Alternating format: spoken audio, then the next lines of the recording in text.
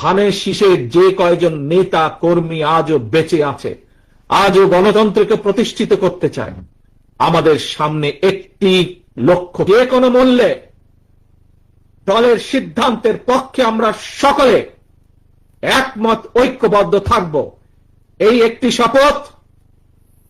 এবং একই সাথে দলের সম্পর্কে, দলকে নিয়ে যাতে কেউ ব্যক্তি স্বার্থে ব্যবহার করতে না পারে সেই সুযোগ আমরা কাউকে দেব না।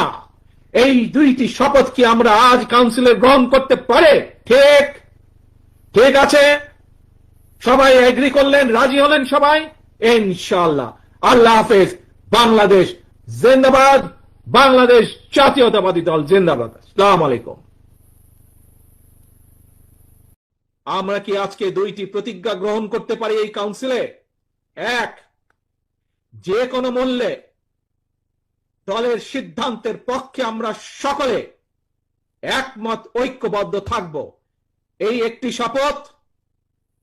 এবং একই সাথে দলের সম্পর্কে, দলকে নিয়ে যাতে কেউ ব্যক্তি স্বার্থে ব্যবহার করতে না পারে সেই সুযোগ আমরা কাউকে দেব না।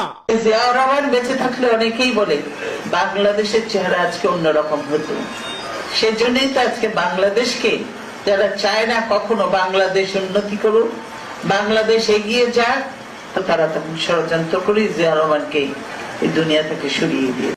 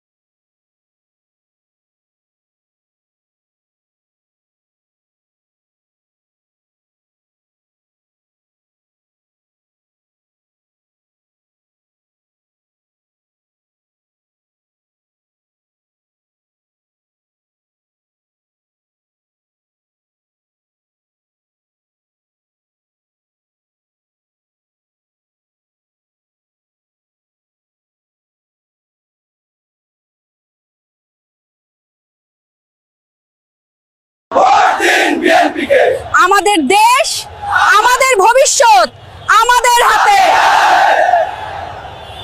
আমি হুঁশিয়ার করে দিয়ে বলতে চাই, পুলিশ কিংবা ধর্মীয় সংখ্যালঘু জনগোষ্ঠী আজ থেকে, এই মুহূর্ত থেকে হামলা কিংবা নৈরাজ্য বন্ধ করুন। হাসিনার বিচার করে আমি বলতে পারি যে এখানে বিদেশিরা নিয়ে আসুক, হাসিনার সাজা হবেই হবে।